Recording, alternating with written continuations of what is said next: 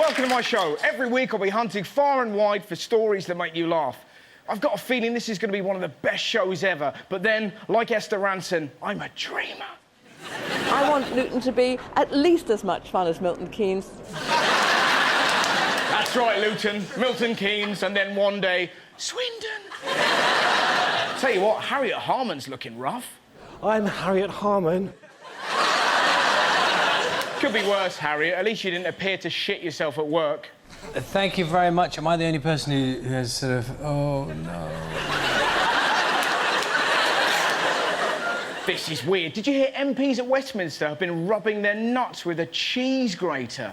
And Beg, how raw are MPs feeling down there tonight?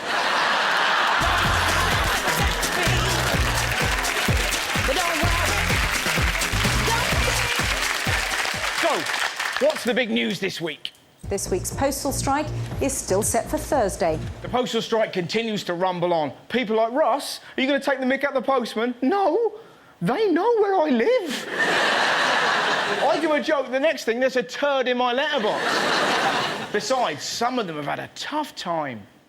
Oh, shit, the bed. The strikes do my head in. They're treating old Pat like a rammer. Poor Pat.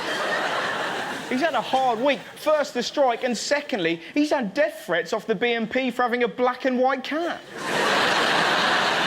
Talking of the BNP, did you see Nick Griffin on Question Time?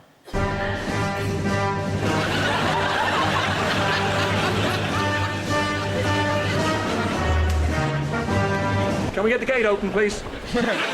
So, what did the papers make of it? The Daily Mail went for Bigot at Bay. The Daily Record went for Question Slime. But what did the Express go with? Never mind, Griffin. She was the people's princess. Did you see Griffin on Question Time?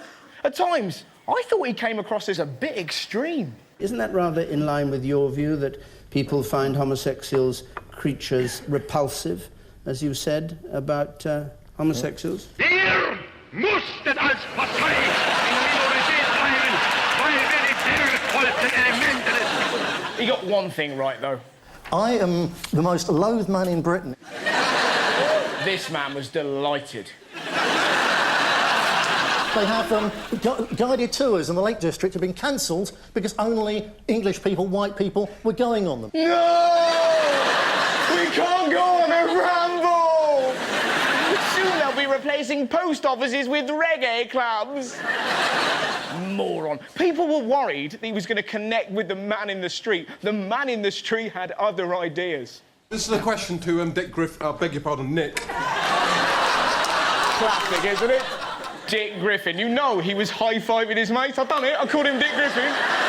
On telly, I called him Dick Griffin. Yeah. What happened to David Dimbleby? I got one in. Did you see the crowd? They looked absolutely terrified. Every cutaway to the crowd, they were going, shit, I'm on telly, don't look racist, don't look racist. Down with Griffin, find the black man, hug the black man. 8 million people watched it, which is amazing. But what's even more amazing, while it was on, 7,000 people watched this. Animal cops. It's like they were going, witness the BNP exposes nonsense. No, thank you, Russ. I'm watching a man get arrested for sticking a Barocca in a dolphin's blowhole. Did you see the protest? It was amazing. People were enraged. But what I liked, in the midst of all this racial tension, one fat guy just wanted to get on telly.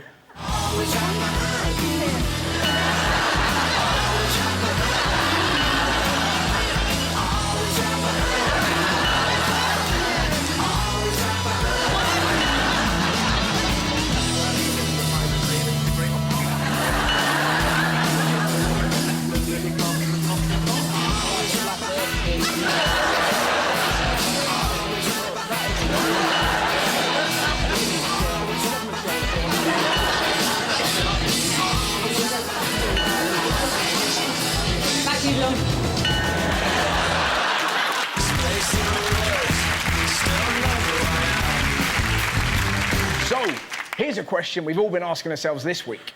Well, when it comes to Android sex dolls, how do you know if you have quality? I know this one. You can shag her and charge your iPhone. People are saying it's really lifelike. Come on, it's still a computer. Wouldn't that be horrific? Halfway through, you're having sex and the Microsoft paperclip arrives and you're trying to have a shag. Hello! I see you trying to have a shag. Not now, paperclip. Touch her on the wingdings. No! What if she gives you a virus? You spend all week rubbing Norton on your plums. That sounds weird, doesn't it? I mean, like, the software, not Graham.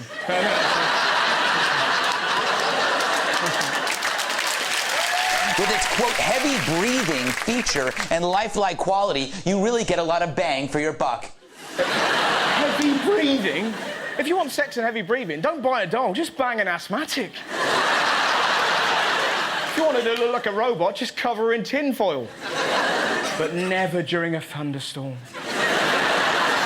Unbelievably, people actually want this monstrous thing. This is the perfect woman. No, she's not. She's not the perfect woman. She's not real. You can't have a curry with her, watch The X Factor, and vote for John and Edward just to piss off Simon Cowell. I can only think of one advantage. A robot lady won't be affected by this. Meet the micro piglets. 1, 2, 3, 4, 5, 6, 7, 8 of them. The latest arrivals just 4 days old. But even when they're fully grown, they won't get that much bigger. Listen to yourselves, would you actually stop it? You've gone from educated women to dribbling wrecks. I want Mum! I hate stuff like this. My girlfriend is training to be a doctor. When she sees stuff like this, she goes mad. Get me a pig! You're not having a pig. I will kill you in your sleep. We've got a dog, we've got a kitten, we can't have a pig. It's too dangerous. You couldn't have this near a drunk man. Imagine getting home a little bit drunk, you see it like, oh, there's a pig there. Oh, he's cute, he's lovely and cute. But he looks tasty. Where's the George Foreman grill?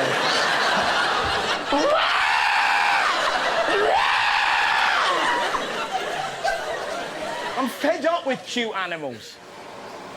Stop it! Listen to yourselves! Stop making that noise! Seriously, they're just cute. They don't do anything. Let's breed useful. I say we breed mini zebras. That would be good, wouldn't it? You could take them to Tesco and watch in delight as the girl behind the counter goes, I can't find the barcode. That's a useful thing, isn't it? We could have mini rhinos. They could open bottle tops. I'll tell you what would be the best. I've thought about this. Mini elephants. Do you know why? You run out of toilet paper. Can you imagine the feeling as a tiny mini elephant blasts your ring? Everybody's happy, aren't they? Not everywhere. Obviously, the elephant is mortified. That is a horrific existence. All I do is clean the arse of a man who looks like Atrium Steps.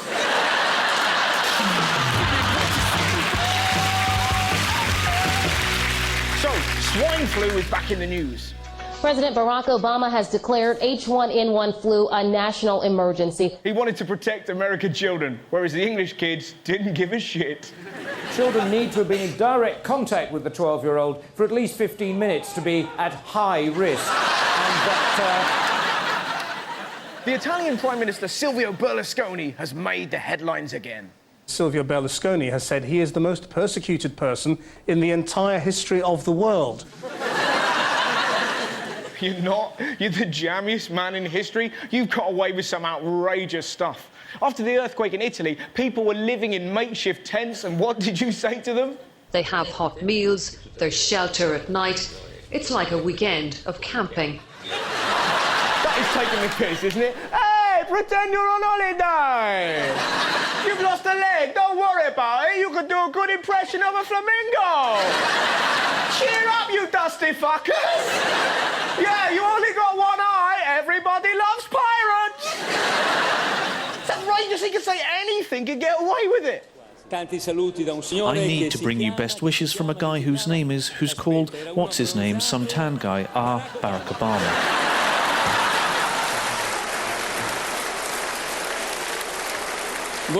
You will not believe it, but the two of them must have gone to sunbathe to the beach together because the wife is also tan. Terrific, and yet they're cheering. They love him. He could dunk his dick in Dom Mayo, cock-slap the Pope, and Italians would still go, "Hey, Silvio, you want to kiss my baby?"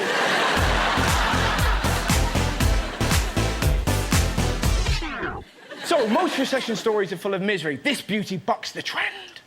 Recession brings families together. Apparently, we're happier during the credit crunch because we spend more time with family and friends. Makes obvious sense. My family are wonderful. At a recent wedding, I was at a church in Plymouth. My cousin was getting married. It overlooked this beach. Do you know what my cousin had done in the beach? He'd drawn a 30-foot cock. All the photos had to be taken on the other side of the church so we didn't overlook this massive sandy wang. It was the highlight of the wedding. I actually overheard my auntie go, "Here, do you see the bell end? Priceless." A well-placed cock in the sand can always make you happy, and it's free. I tell you what else is free, flirting. A recent report suggests that flirting is good for us. And if that's the case, this guy must be feeling fantastic. Okay, Max, you are one handsome guy. Whoa. I don't normally like to fly, but I am changing my mind. Baby doll wants to play. Birdie. Final answer. I hear the little birdie. You're right. You got it. For me, it's a miracle. Okay, you are a miracle, Max. Going for 200. But, I know. It's pathetic. It's just, I'm an old, horny woman, all right? To be honest, the questions aren't really helping her. For 200, the childhood prank known as a wet willy involves putting a wet finger in someone's what? Anywhere you want to put it, Max, all right. We can't actually show you the rest of that clip, but that man will never walk again. Also, this report goes on to state the obvious by claiming that hanging around with your male mates is bad for your health. I could have told you that.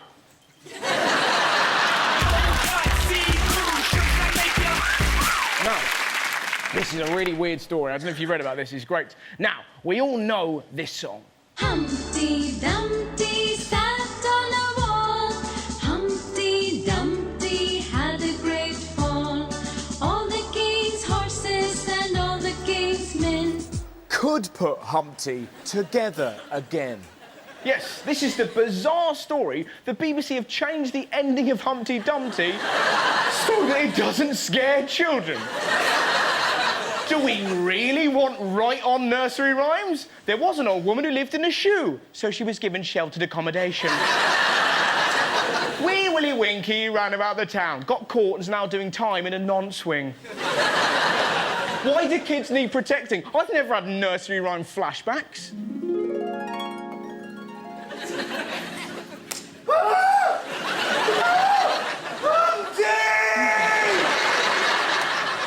It seems pretty daft, doesn't it? Kids don't form a bond with an egg after one sentence. And if they do, they quickly forget why they're upset. Humpty Dumpty's had a fall. He was my best friend. Oh, chocolate. Kids are fickle.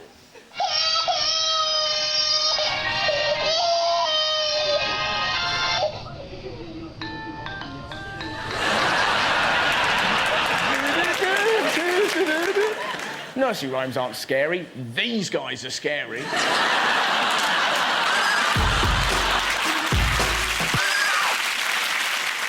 This is a part of the show that I'm leaving in the hands of the production team, and they've done well thus far.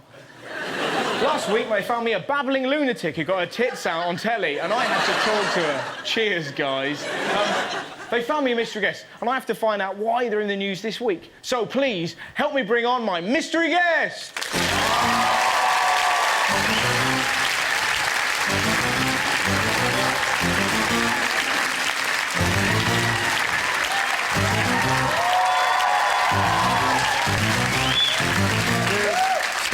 Stand, Mr. Howard, stand.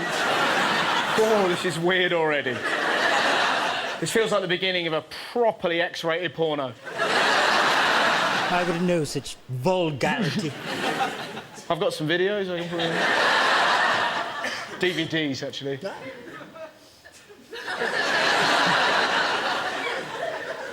Well, ask me something, Howard. I have so many flashbacks. This is weird. Will I ever see my parents again? So, what does your day consist of? My day consists of examining ladies, mostly. We've got ladies in the room. Do you want to show me how you do that? Well, it depends if they have 3 nipples. I will check. But Wait, let's not throw that away. Lily Allen might be here. He's got 3 nipples. Has anyone here got 3 nipples? As if you're going to admit on telly. Yay! Barry, Steve and Nathan. So why ladies with 3 nipples? Well, it proves that they've been suckling on the poisoned teat of Satan's breast. How does it prove that exactly? You're not up to date with such affairs, are you, Mr. Howard? I'm not. Well, would you like to take the test? I would. I'd look forward to that. All right, well, this test will prove whether you're in league with the devil and indeed a servant of Satan. OK. Take a seat. Now, if you weigh less than the Bible, then you are indeed an evil no-gooder. It's working, it's working. You are a witch! A witch, everyone! Witch! Witch! Witch! Witch! The test is complete, Howard. You can come off there. Thank you very much. So I'm a witch. Sweet. I'll be honest, I'm none the wiser, but I like you. What do you do? It's difficult to tell, really. I presume you work at the London Dungeon in some form? Well done, there sir. We go. Yes, Excellent. yes. In what capacity? What's your actual name? My name? My name is Matthew Hopkins. Excellent. I thought that was going to be a lot grander, I'll be honest. You do not know your history, then, Howard, do you? I don't. If you mock the name Matthew Hopkins... Oh, I mock it, and I mock it to your face. I call you Matthew Cockpins, that's what I do.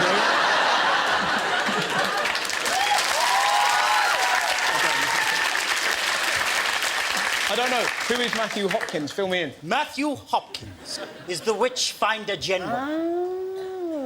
Why have you been in the news? I've been in the news this week as I am trying to cleanse this city of evil to rid them of witches at the London Dungeon before Halloween. Well, I look forward to that. Good luck with your witch hunting. Ladies and gentlemen, my mystery guest!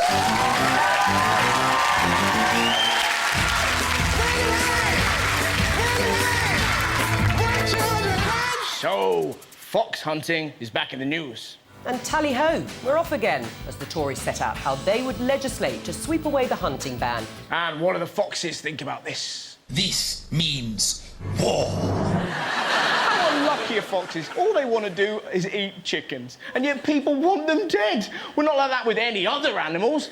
Ducks? These monsters procreate through gang rape. I'll do that again, because I slightly stumbled over it. Do you know this? January 2, ducks mate by gang rape. Here we go. These... You're not going to laugh now, you're slightly freaked out. You haven't seen it, it's horrific. No wonder Orville wore a nappy. Jesus, right? These monsters, these ducks, do you know they procreate through gang rape? And what do? We feed them bread! It's ridiculous. You must be famished after all that sexual assault. Here, have some Hovis. Build up your strength before your next rape, you feathery predator. Mice? All mice do is go, hello, I'm a tiny mouse. All I want to do is run along your skirting board. Maybe I'll leave a tiny piece of poo. What do we do? A trap that takes the head off! And yet the dog... He's our best friend. Why? You know what they're like. Hello, I'm a dog. I'm your best friend. I'll have a walk at 5. I'll take my dinner at 6. I'm off into your garden for a colossal shit. Oh, when are your mates coming round? I haven't sniffed bollock for a week. Could be worse. At least I ain't a fox.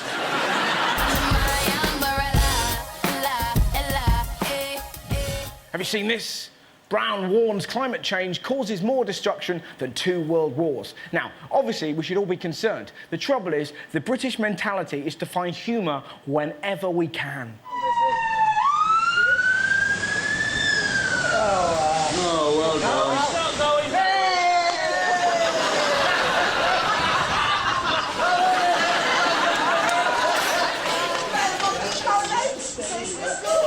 I'm so glad I got that on camera. We can't help it. We love to take the piss. Have you seen the latest climate change video? It's ridiculous. Some places could even disappear under the sea, and it was the children of the land who'd have to live with the horrible consequences. That's right, kids. Turn off your lights or you're going to kill your puppy. And if you keep playing on your Xbox, this is what you'll do to your rabbit.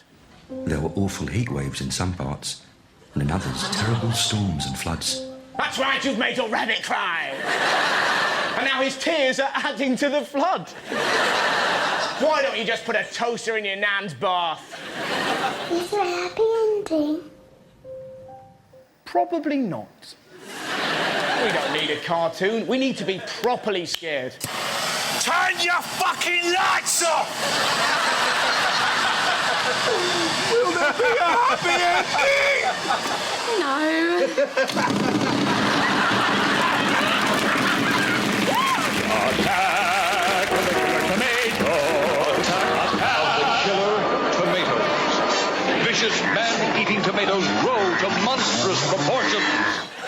GM foods are back in the news. GM crops anger as leading scientists call for push on Frankenfoods. It's an emotive topic. Some people get so angry they actually lose the power of speech. The potential for contamination, the commercial implications for Australian prime industries, and the benefits and risks associated with genetically modified organisms.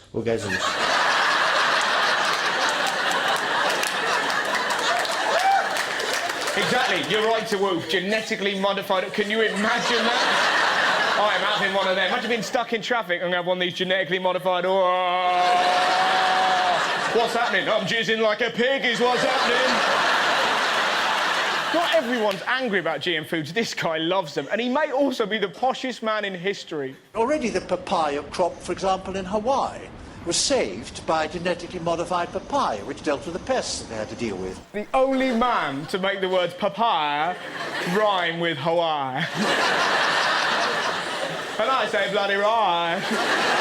We can have real fun with GM foods. I think this is fantastic. I've got some ideas, right? Sprouts that know their place. They just sit on your plate, look at you and go, oh, fuck off.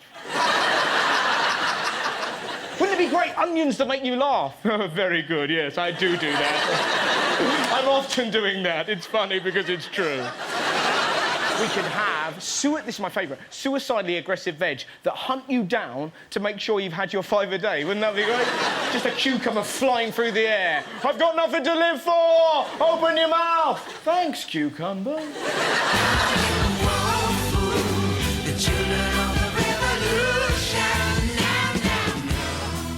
Have you seen the latest fashion for babies? It's T-shirts with provocative titles on them. They say things like, my mum is single, got sex, but my personal favourite, if you can call that, is this.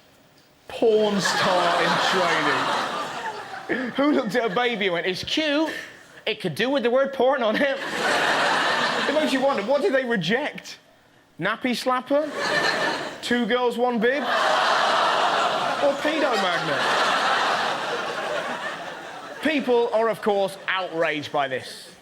I find the whole thing really worrying and really quite disturbing because I just think we're kind of robbing kids of their childhood. Calm down, Melinda. Just because these T-shirts exist doesn't mean people are rushing out to put I love dogging on their child. Have you seen a 9-year-old saying in a pair of shoes like that? What is she saying? Come and get me, guys. I'm in these lovely high heels. No. No, Ian, she's not saying that. You don't have to do what your clothes tell you. I don't put on a pair of hush puppies and think, I'm off to kill a dog.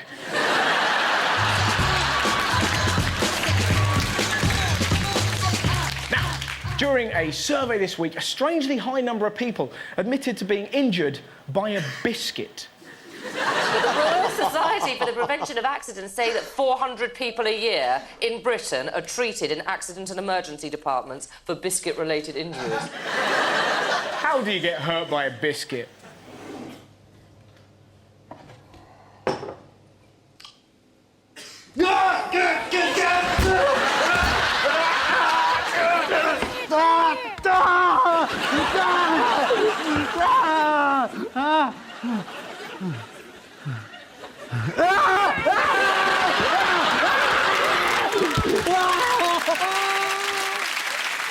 We've learned this week that modern man is pathetic compared to our Neanderthal ancestors. Apparently they were faster, stronger and fitter. You get sick of these stories. Women, oh, I wish I had a proper rugged caveman. Really?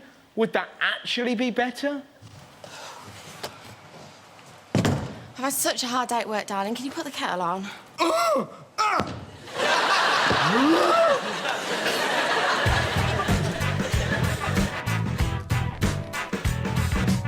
I don't want to just take the piss out of the news. I want to share something uplifting with you.